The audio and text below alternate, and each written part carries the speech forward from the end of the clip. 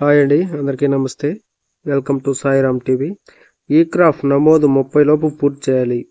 ఈ క్రాప్లో అన్ని రకాల పంటల నమోదు ప్రక్రియను సెప్టెంబర్ 30లోగా పూర్తి చేయాలని వ్యవసాయ శాఖ కమిషనర్ తెలిపారు. ప్రస్తుత నమోదు ప్రక్రియ సరిగా లేదని, కేంద్ర రాష్ట్ర పథకాల అమలుకు ఈ పంట నమోదు చాలా కీలకమని చెప్పారు.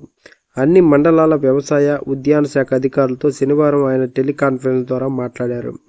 రాష్ట్రంలో 2.61 కోట్ల ల్యాండ్ పార్సిల్ భూభాగాలుంటే ఈ పంటలో 21.07 లక్షలు మాత్రమే నమోదు చేశారు. అప్పీల్ చేసుకున్న వారందరికీ సెప్టెంబర్ 1న పింఛన్లు.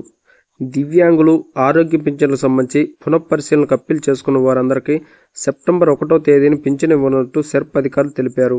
ఆయా కేటగిరీలకు చెందిన పెన్షన్లను 8 నెలలుగా వైద్య ఆరోగ్య శాఖ తనిఖీ చేయిస్తుంది.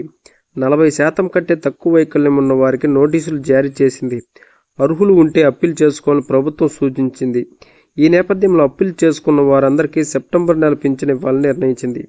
శనివారం సాయంత్రం లోపు ఇందుకు అవకాశం కల్పించింది.